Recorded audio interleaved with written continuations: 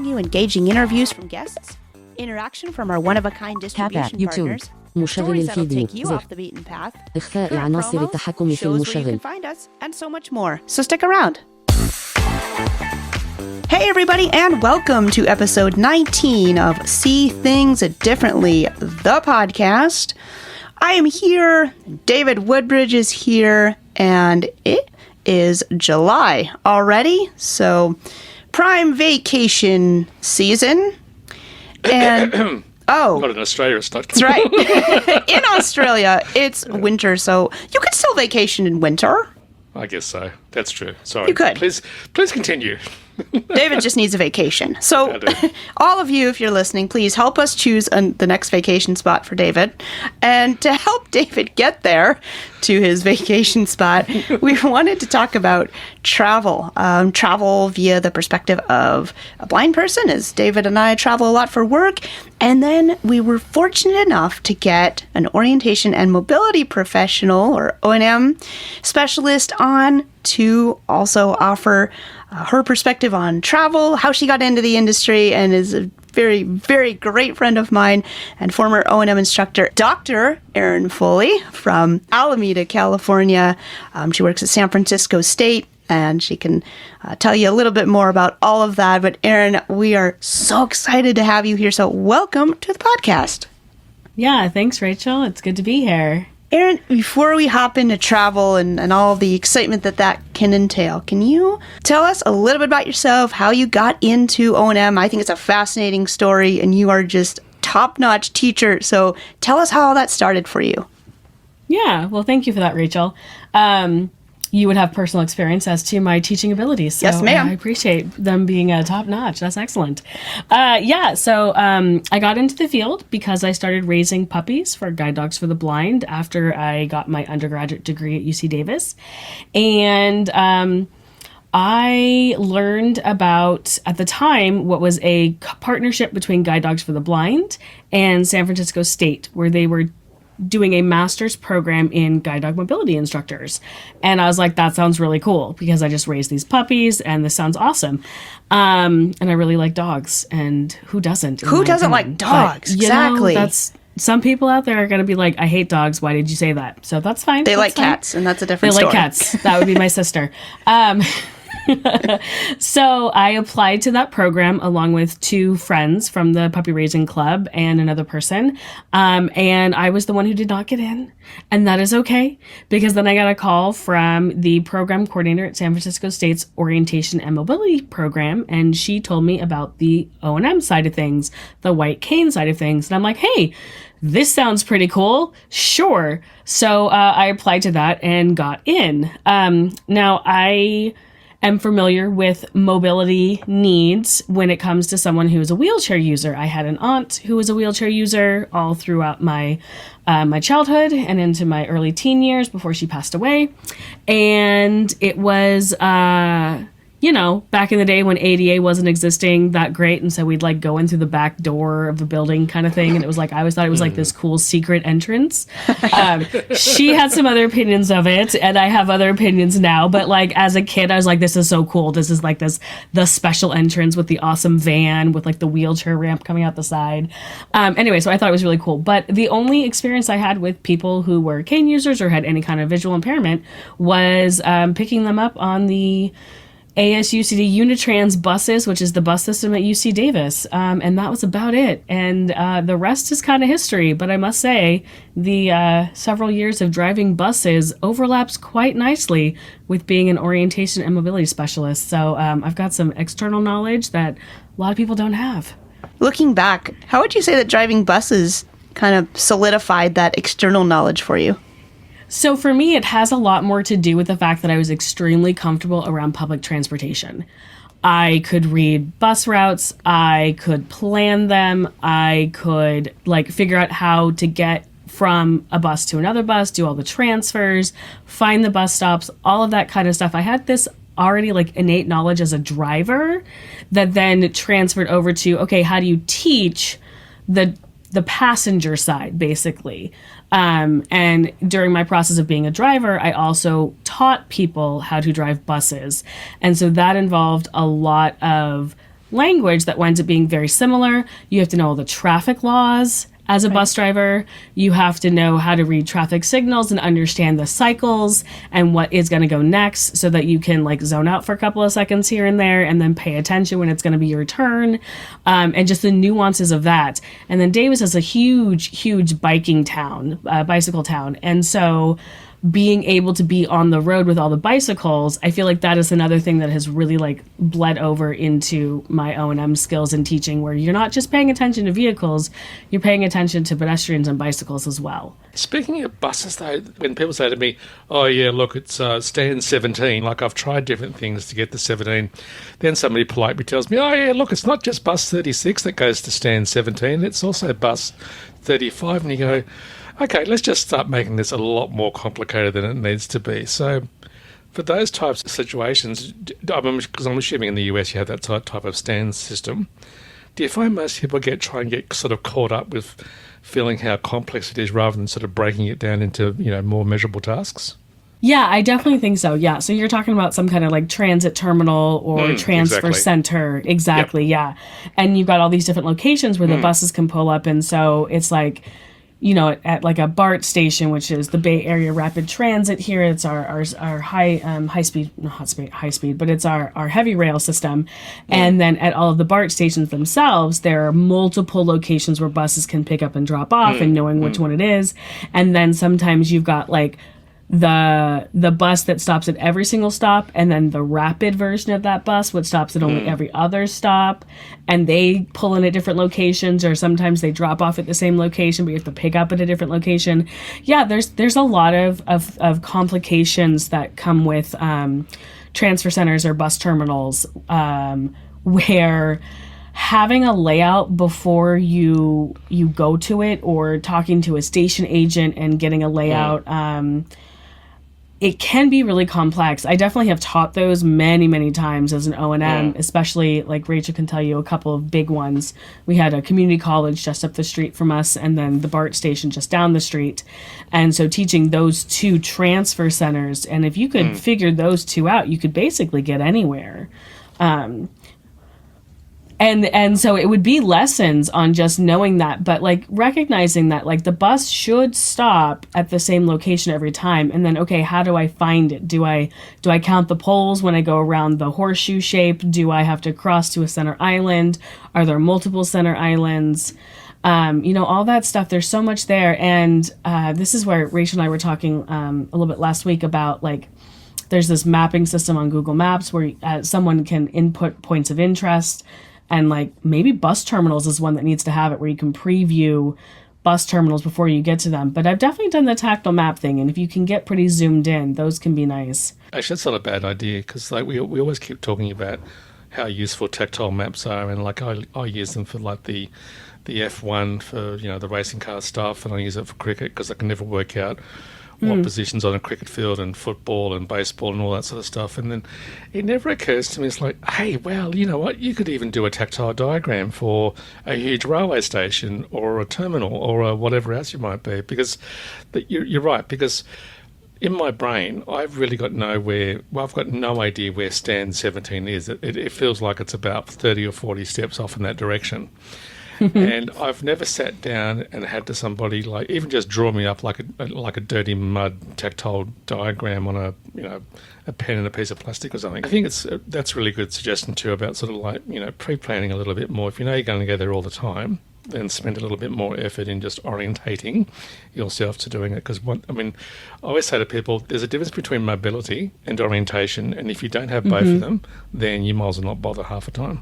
I was just thinking about how helpful tactile maps are. I was in Alaska very recently for work, and these teachers that me and my coworker were visiting had lovingly made these giant tactile maps of the city of Anchorage, and you could feel the water and the different streets, and they had it labeled. And then they had one for the Iditarod race, and I was like, oh, wow, you could see just how far Nome was from Anchorage. As blind travelers, sometimes we'll enter a space, whether it's a transit terminal, whether it's an airport, and sometimes it just feels very open. There's high ceilings.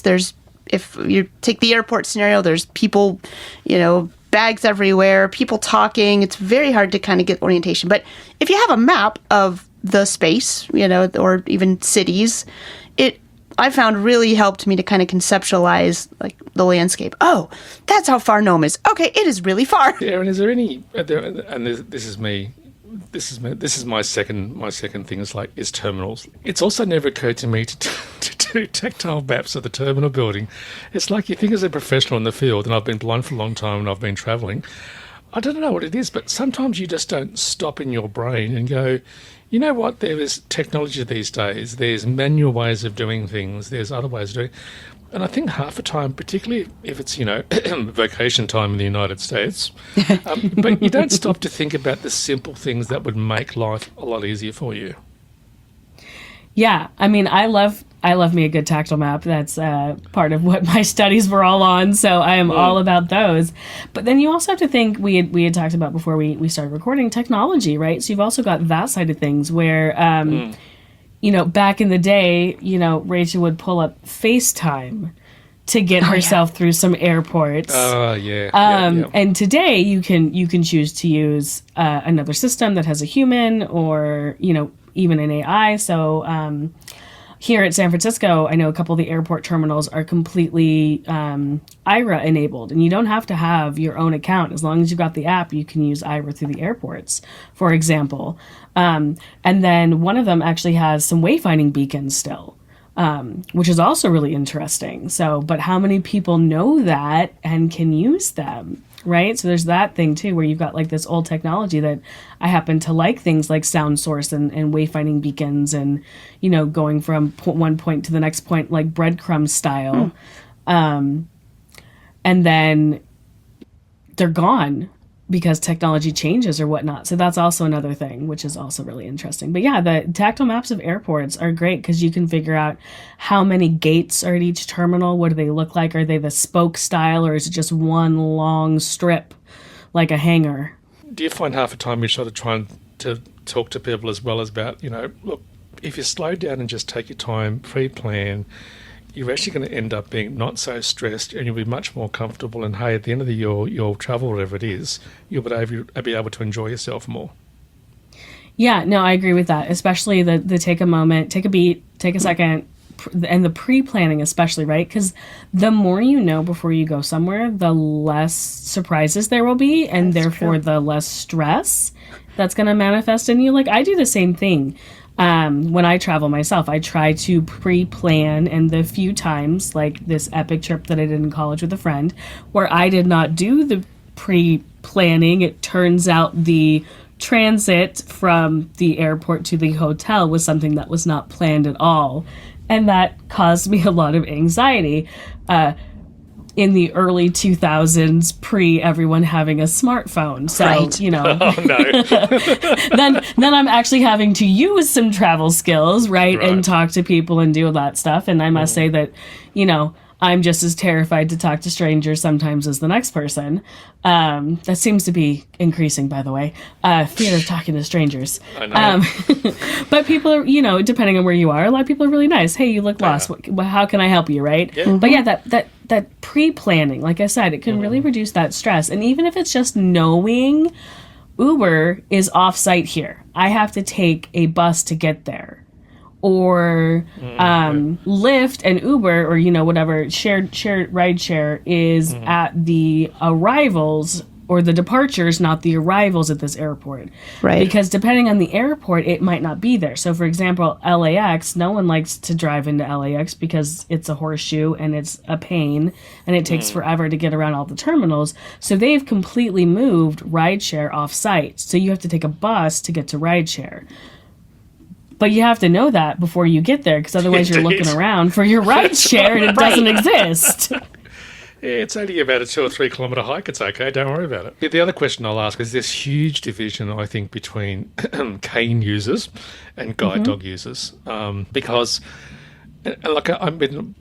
I can use both. I can use both a cane and a guide dog, and I mix and match sometimes. I don't really care what other sort of like traditional people say about, oh, thou shalt not use a cane while you're using a guide dog. It's like rubbish.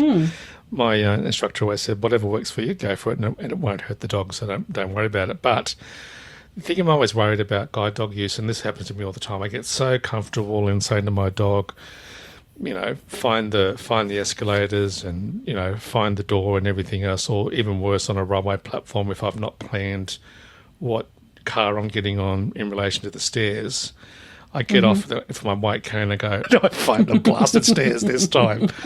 So it's just, I mean, you've sort of got to keep ramping your brain in sort of two different ways, because I do find with the guide dog, like I just said, you do tend to get a little, and it's not lazy, it's comfortable. Like, I mean, I've got no idea that I've just zigzagged through, 10 bollards on the side of the road between that and the train station or that sort of stuff. So, yeah, that's the only thing I think, if I had to whinge about a dog, it actually just makes life too easy for me. That obstacle detector versus the obstacle avoider. I am definitely of the opinion that if I needed a mobility device, it would be a dog guide. I am like, just get me around this stuff. I don't need to find every blade of grass, every crack in the sidewalk.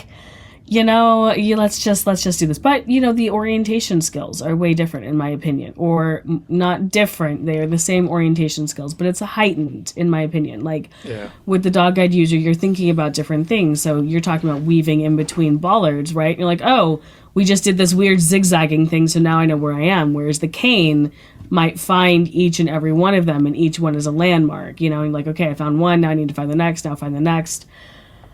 Right, so it's a different part of the orientation process. It's a contact sport. Yeah, it's a contact sport. I think sometimes too, if you're a bit nervous about travel, I think it's sometimes it's almost like you compare yourself to others. Like, you hear about people traveling overseas who are blind and low vision, or they just go, I'm just popping off to so and so via the plane today, and you think, are those people more competent than I am? Because they just seem to go, oh, yeah, look, no problem. And it's funny because I met somebody once that is a very common traveller all the time. And I said, do you actually have any issues or difficulties? Or even all the frigging time, mate. I just don't tell anybody about it. I love that.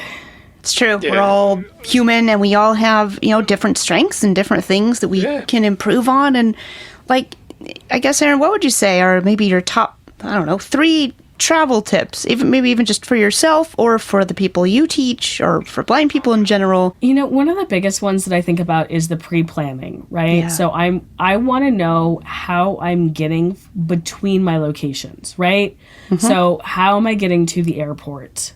And then how am I getting from the airport to my first stop, to my second stop, to my third stop, whatever it might be, and knowing what system I'm going to be using. And then a lot of times, as long as I know the system, I'm fine with figuring out the system when I get there. That being said, I also do some other pre-trip planning as well. And I will just Google Maps or whatever map system you want to use. You can do a lot of that pre-planning before you even go, which is really nice. Something else to know, which I did not know before I went, but would be like, how does the map system in that country work? So, for example, in Japan, when you're looking at a map on the street, whatever direction you are facing is at the top. In the United States. Okay. Yeah. In the United States, north is always at the top. That's no right. matter what. Yep. So I cannot speak for Australia. It's the same way. We're north. Okay, north is at the top too. Yeah, I was 14 when I was there. I wasn't focused on maps. Come on. What about pre-planning? Gee whiz. That was up to the high school band instructors. But so like that was an interesting thing. So we're in Japan. I was there with my husband, and we got to this point. We managed to take the bullet train, the high speed train, to the local train. Got on the local transit system. Took that to like within a mile of, I think less than a mile of our hotel, and then we had to walk that last little bit. And we were looking at the map, and I'm sitting there looking at the map, being like, something does not look right. And I'm looking at it, and I'm looking at it, and he looked at it and was like, oh, we have to go that way. And I'm looking at this map, and I'm like, that's wrong. Because I'm also looking at the buildings around me, right? I'm not just looking at the map. I'm like, no, that's not the street. That's not the correct name. And so I'm I'm reading the street names and stuff, and I'm like, oh no, we actually have to go the other way. So we were 90 degrees off in this case. I think I was looking at the map, it was west was that top. We actually needed to go north, but he started walking west because that was what was on top, because that was the way we were facing. And he just started walking, and I'm like, no. He's 6'2", so he can get away from me real fast. But you can also spot him in a crowd because he's tall. But I can spot him in a crowd. Yes, no, I can. So he got a few blocks down from me before I finally managed to yell loud enough and to get him to pause. Rachel will be like, "Oh yeah, this sounds like Roy." And at that point, I'm like, "No, this is not north." And so then we had to find another map and figure it out and go the other direction. But it took me a while to figure out what was not right with this map. Right. How you can figure out whether a country has north at the top, I'm not positive, but knowing that not all map systems are the same is just something to think about, right? So that is something that I would definitely encourage.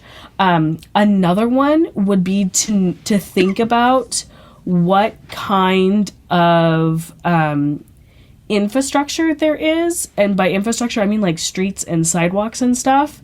So are you going to some place that's old world and it's all cobblestones? Oh, sure. And you're a cane user and you prefer a pencil tip and you're just going to have bruises all over your stomach. Get a no-jab cane. Or do you want to pick up the flex cane or a 360 or something from Ambutac and be like, I'm going to go ahead and not. So that would be something else too, because I don't use a cane, but I have really terrible ankles, and so if I want to go somewhere, I'm tennis shoes 100% all of the time, and so if I wanted to go out to eat, there's no way I'd be bringing heels to a place like that. I'd be bringing flats, right? So things like that for different reasons. Also, I hate flats too, but I just wear tennis shoes. But so I think those would be some other things. So the pre-planning, the thinking about the mapping system is how it can be different, and then thinking about the what you're gonna be the surface that you're gonna be walking on. I love it. So we've got pre-planning, we've got learn how the mapping system works.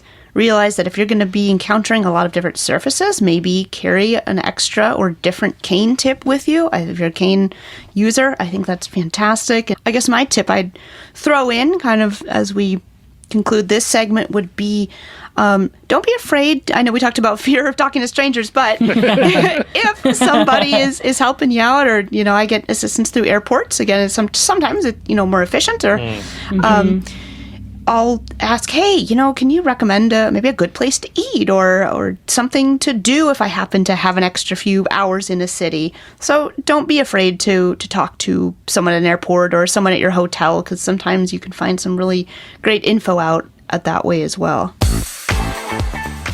All right, welcome to the Hot Topic segment, where we are going to talk about an O&M related aspect and get some opinions on it. Dr. Aaron Foley is still with us. We are a lucky bunch.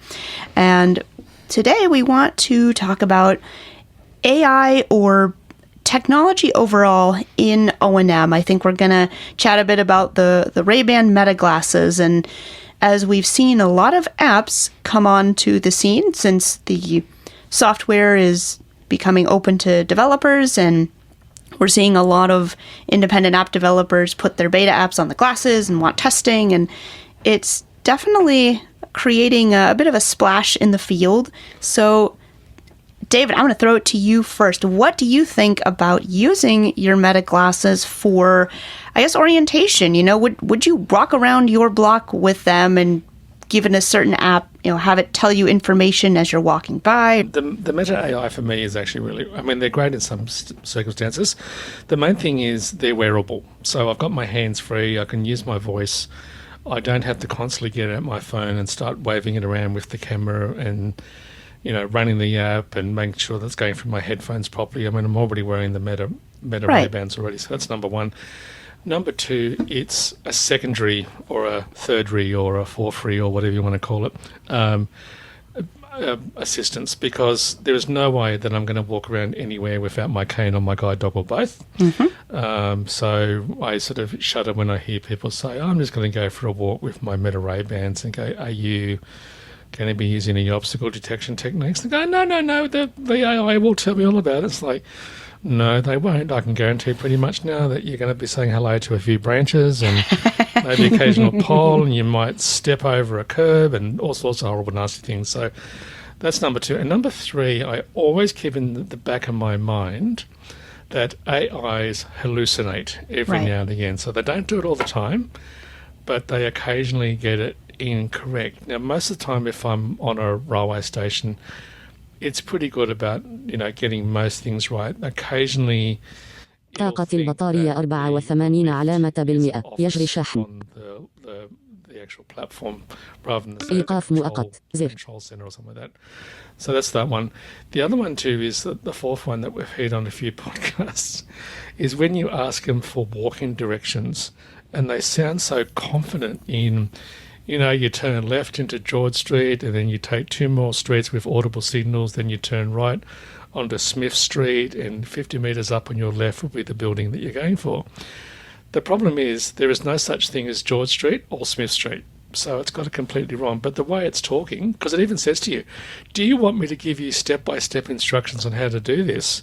And I've actually done it one time, and it just has no idea, even though it's very confident. So I always say to people, and it gets back to what Aaron was talking about before, about pre-planning, yes, I might use them when I'm there just as a bit of a reminder, but I make sure that I actually know the rough street way to get to somewhere, because I just do not trust artificial intelligence to always get it right. It's nice when it does, but it's when it does get it right, it's reconfirming what I already know overall. I'm not trusting it on giving me the correct information all the time. So they're probably my 4 main things that are always in my brain when I'm using AI.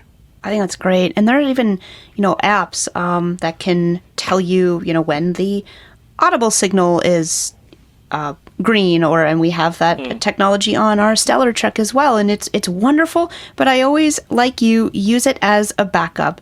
If it says it's green and I hear a car turning in front of me, I am not going to go until I make sure it is safe. And that's just good, foundational O&M skills. And so, yeah, AI, I think, is a great supplement, but I definitely wouldn't use it as, kind of a primary navigation aid next to my cane.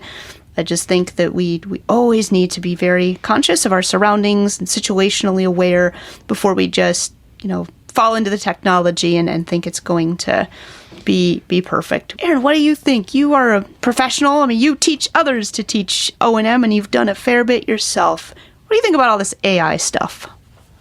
Well, I think it is, as all technology, it can be supportive and helpful. I agree with both of you guys that it is a secondary. It is not a primary device. I do think it's great for doing things like asking it what's in your area. Maybe you want to find a restaurant or something, and you're asking it to read off signs and things like that. Or maybe you're looking at a street sign and you're like, hey, what intersection is this? What's the street sign? That kind of thing, right?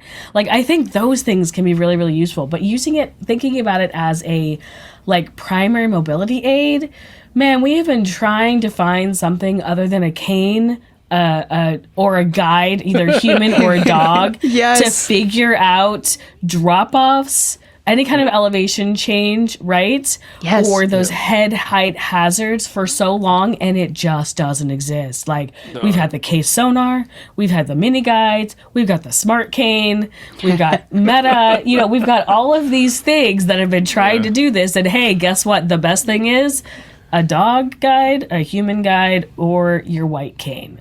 Those are the things that are going to tell you, hey, you're about to step into a street. Now, something that the glasses do, they get glare as well. You can get whiteout conditions with those things, where all of a sudden, you turn the wrong way and the sun just hits them, and it just goes complete whiteout, glare style.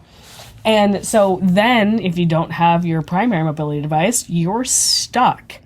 Right? Because it can't help you now because it can't see anything. Right. So you have to think about all those things as well, right? And then what if you're in a dark area? Does it have enough light? I don't know. Maybe it has RP. I don't know. Right. I don't actually know. Unfortunately, I haven't had a chance to try them out, but these are all things that I know about them and have heard concerns from other O&Ms as well. I think it's like any technology, as Rachel was saying, you were saying, Erin, you really do have to use this with common sense. Like, you just can't assume that everything that comes out of its little electronic brain is going to be accurate. Yeah, and then kind of going off of that, I was thinking about like when GPS like first started being so common in cars, whether it's a built-in or in smartphones, the number of people that just follow what the GPS says to do, even though it's wrong, and then all of a sudden they like do something really, really unsafe to mitigate the wrong move the GPS told them. Right. Like, you know, it's almost like we shut our minds off because we're like, the technology will tell me what to do. And that is a fear that I have with some of the AI stuff, is that people will just like shut their brain off and be like, oh no, AI said to do this. And I mean, I must say that I've done a bunch of, you know, using like chats and stuff like that to figure out how much the AI world knows about blindness, and it is minimal. Yeah. Yeah. It is it is surface level and minimal. So yeah, that's also a big thing in my opinion. Why do we keep throwing all this technology like smart glasses, handheld devices, wheelable devices, guide dog type robots? We just seem to have not got to the holy grail of something that works. And the thing that does work, like you said, Erin, is your cane and your guide dog. Your cane and your brain. Yeah, your cane. Well, okay, your cane, your brain, and your guide dog, and maybe occasional human. Hey, everybody, and welcome to Partner Corner for episode 19 of See Things Differently. Today, I am very lucky to be with one of our partner companies that we work very closely with, the American Printing House for the Blind. And joining me is Greg Stilson, who is the Vice President of Digital Transformation. And Greg, thank you so much for coming on this podcast. This is your first time, but I have an idea that definitely won't be your last. And I'm so excited to chat with you about your kind of journey with humanware and APH and all of the great things that you do. So first, welcome عنصر to شريط the show. إيقاف مؤقت زر إيقاف If you can, مؤقت Greg, زر take it back to the beginning. Tell us kind of how you إيقاف got started مؤقت in the tech journey, because anybody who's been إيقاف around مؤقت APH or إيقاف humanware مؤقت has زر definitely been موضع able to المسار hear you الصوتي speak at 32 conferences and دقيقة tell us a little 40 bit ثانية how did من all that start 48 and how did you end دقيقة up at APH 38 and was ثانية humanware part of تصغير that الفيديو along the زر way, and then we can talk about how we kind of partnered together and get to do all the great things we get to do. Absolutely. So, take it back to the beginning. Well, back in the 80s, no.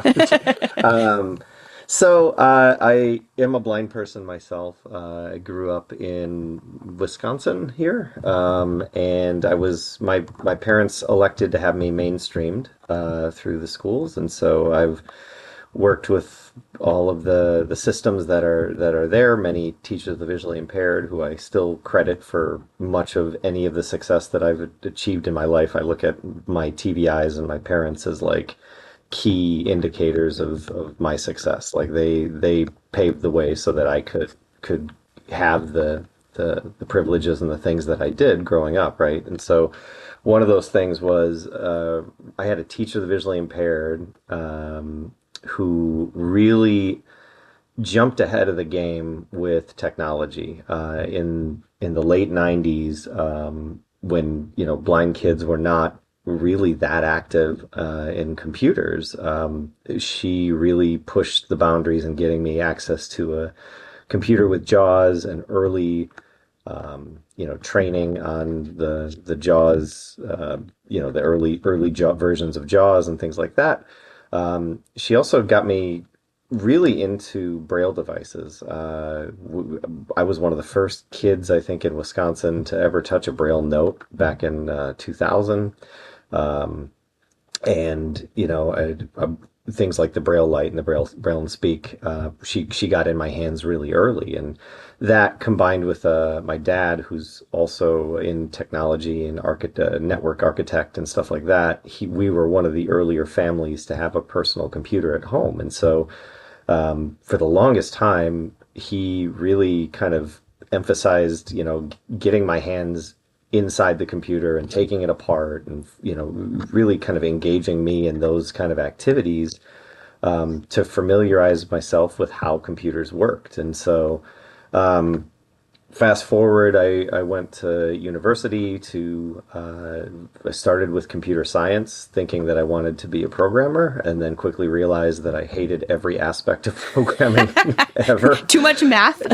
No, not too much math, but just I despised writing, 500 lines of code and then finding out that I had missed a comma or a closing parenthesis or something like that somewhere, and it just drove me nuts because at the time, Braille displays weren't super effective tools with coding at the time. And so trying to listen at super fast speeds and understand syntax and stuff like that just wasn't my cup of tea. And so I always joke where all of the programming rejects went, which was network administration. I was going to say IT, but pretty close. Yes, exactly. That's it. Yep. So I got my degree in network administration, IT. And ended up moving out to Minneapolis. I worked at a blindness rehab center out there for a year and quickly realized that I was not a teacher.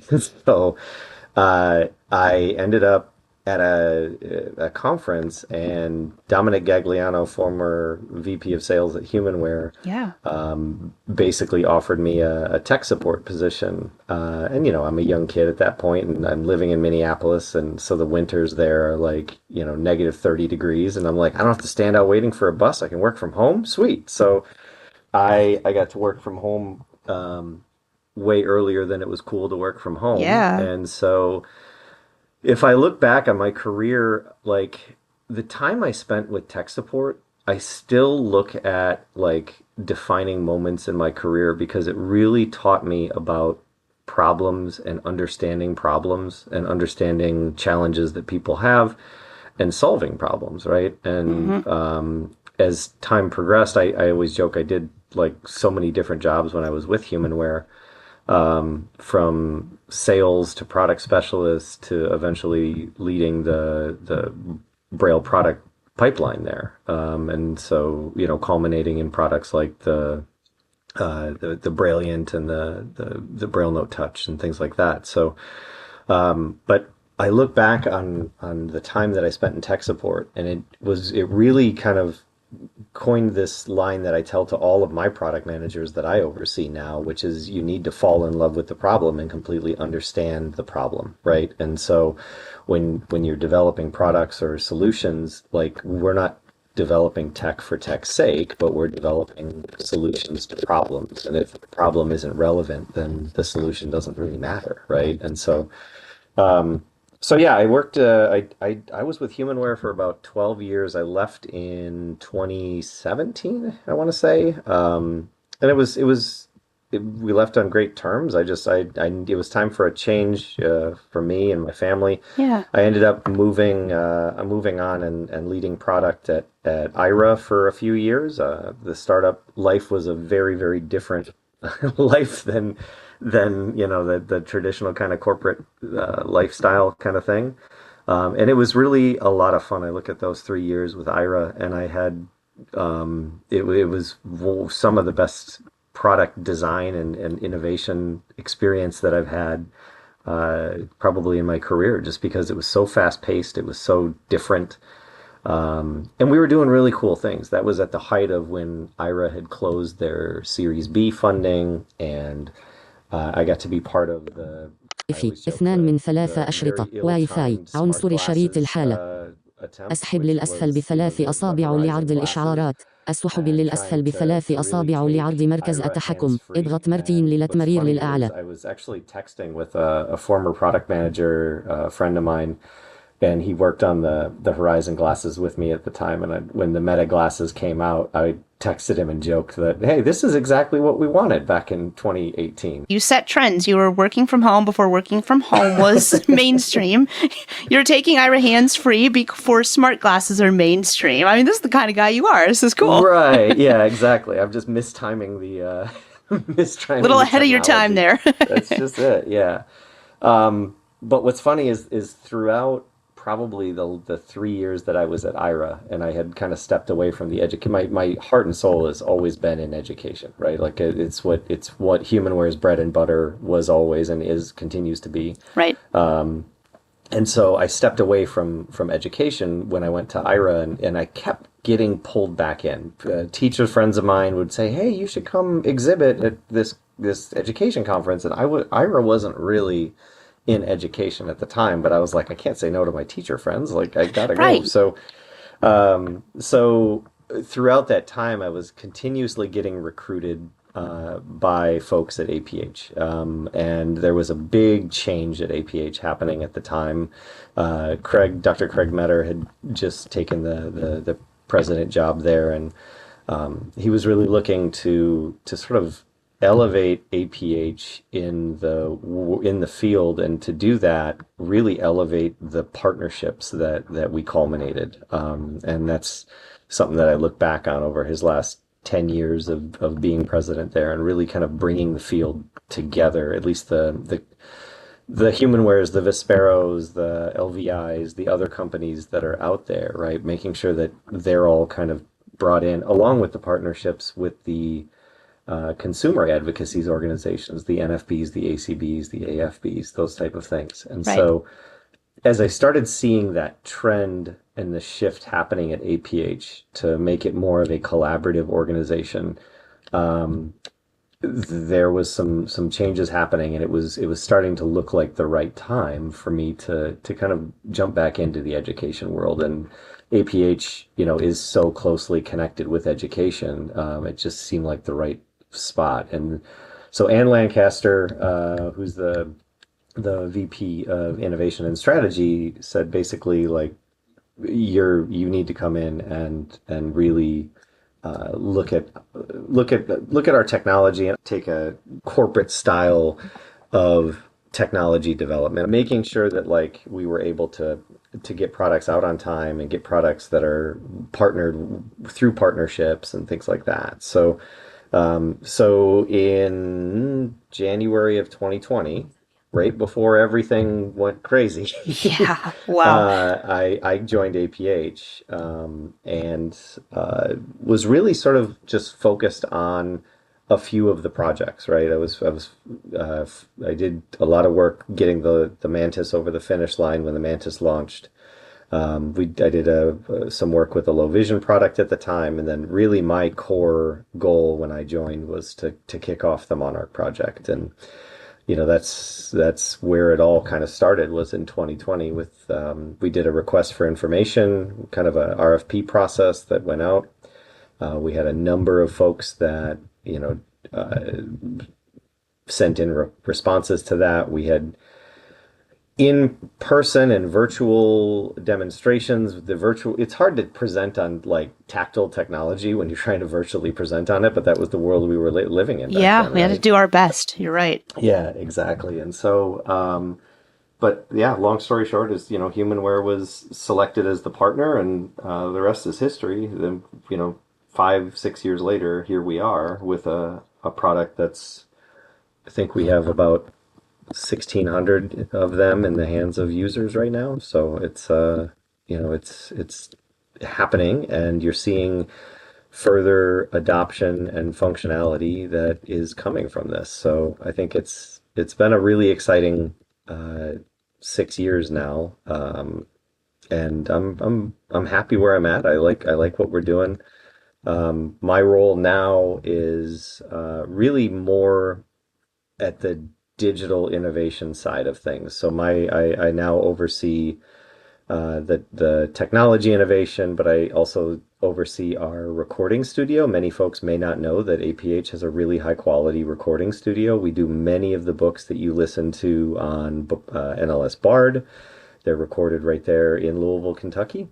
I got to meet the voice of Jack Fox, which many of you have probably heard many APH books. He's also the guy that you'll hear when you're on the moving escalators or the moving walkways in airports, and he's like, "The walkway is ending. Please look down." So Jack Fox, it was funny because he talks just like he talks when he's recording a book, and I was like, "Holy smokes, that's Jack Fox." I recognize him. He tells me to slow down. Yeah, exactly. I remembered him because he used to read one of my really boring history books in college. But anyway, neither here nor there. I oversee that studio, and then along with our accessible tests and assessments department. And really my role is to, APH is a 168-year-old company. And so my role is kind of looking at the legacy things that we've done for years and years and years, and looking at kind of how the classroom of the future is evolving. Everything is going digital. Everything's on LMSs now. I love that you said your kind of heart and soul is education. Humanware is, of course, very closely tied to education as well. And so I think it just kind of makes sense that we were able to partner up and further causes like the Monarch. I'm really enjoying seeing folks, young professionals seeking employment or who have been employed get Monarchs and kind of see the possibilities that's opening up. So it's incredible that you're able to work on that. I'm super excited. I think there's way more that can be done. And we're continuing to push out updates, every few months. I think that's the biggest thing that I tell everybody about a Monarch is everybody looks at that price tag initially and is like, it's so expensive. But when you look at the cost of textbooks and you look at the value that's included there, it pays for itself in probably one semester with the number of textbooks that you can put on there, tactile graphics that are on there, and then the amount of updates and apps that we're adding to it, right? So I always joke I'm very unapologetic of the price tag. You can see the value proposition that the Monarch provides, and we do have similar missions, helping folks through educational journey and helping them through their employment journey. The Braille Note Evolve, of course, we want to use it to help eliminate that employment gap that we see in the blindness community. And Monarch is also, I think, a wonderful device to help eliminate that gap as well. Because if you can have that Braille under your fingertips, whether you're 8 or 18 or 59, however old you are, and you want access to Braille, that's what both our companies are working very hard to help achieve. And so, Greg, I really appreciate you coming on and telling us a little bit of your story, telling us kind of how you got to where you are with APH, and then some of what APH is doing along with Humanware to further the mission of Monarch. It doesn't get much better than that. Hey everybody, and welcome to our upcoming shows segment. You can find us in the following places for July and August. From July 22nd through July 24th, we will be at the Association for Higher Education and Disability, or AHEAD conference in Providence, Rhode Island. From July 24th through July 31st, we will be at the American Council of the Blind convention in St. Louis, Missouri. On August 14th, we will be at the South Carolina NFB State Convention in Columbia, South Carolina. That's where you can find us over these next couple months, and if you happen to be anywhere nearby those locations, feel free to come by and chat with us. If you have comments or suggestions, we'd love to hear from you. Please send them to طاقة البطارية مركز التحكم تم الاختيار